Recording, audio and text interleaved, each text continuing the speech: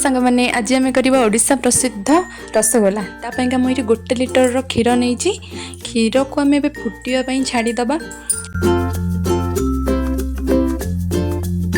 देखो सांग मैंने क्षीरटा ए फुटी जाइए मु भिनेगार पकेबी भिनेगार जी नहीं तार अधा पा नहीं कि अल्प अल्प करके भिनेगार पकेबे ताले भल हम। देखो छेनाटा पूरा बहुत बढ़िया कि छिड़ी आसी बेसी छेना को जमा भी फुटेबेनी अल्प फुटेदे कहीं छेनाटा पूरा टाण हो।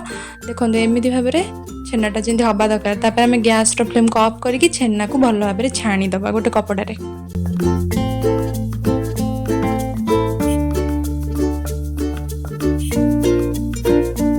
भिनेगार खट्टा अंशटा न रही आम भल पानी भी छेना को आउ थे छाणीदबा जमी मुझे छाणी देखो ताको भल भाव में चुपुड़ी दबा चुपुड़ी देकी गोटे थालिया देहरे ताको काढ़ीदबा।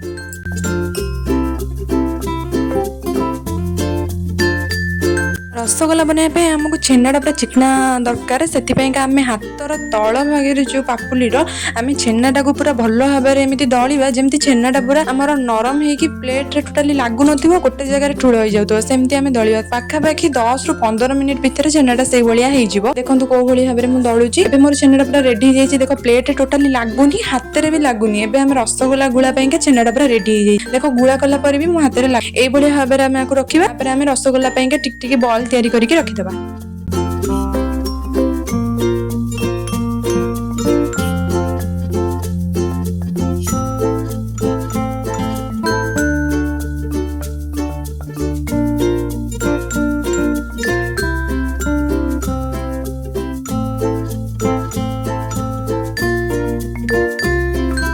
ये रसगोला सीरा बनईदबा रसगोला मुझे पतला सीरा बनईबी पतला सीरा बनइले भल लगे मोटा सीरा अपेक्षा ये कौन करवा ना जो कप रे चीनी मापिकी नबा से कप रे 2 गुणा पानी देदबा। मुझे 15टा रसगोला बनई तापेका 1 कप चीनी नेली तापर 2 कप ता देहरे पानी देदेली।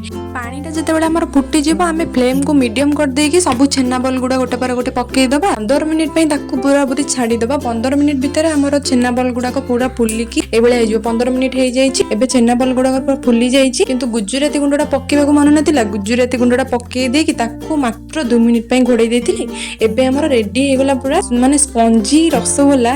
विश्वास करेनि फास्ट टाइम करथिले एते बढ़िया बनीतिला माने समस्त को बहुत भल लागितिला जेमिति भाबितिली पूरा सेमिति ही हेतिला। आको हमें बाउल रे एबे काढी दबा माने 1 लिटर क्षीर रे पाखापाखि 15टा रसगोला हमर पूरा बनी जीवो। देखो सीराटा भी केते पतला है सीराटा आपण कम मीठा रखिबे पतला रखिबे रसगोलाटा खाइबा पई भी टेस्टी लागिबो बहुत भल लागिबो। वीडियो रो देखि परथुवे रसगोलाटा केते स्पंजी हेइची आउ बहुत पार्टी रे पक्को पक्को ही मिल जाउतला खुशी लागिला जा हो बहुत भल बनीतिला देखि परथुवे वीडियो रो आपण माने।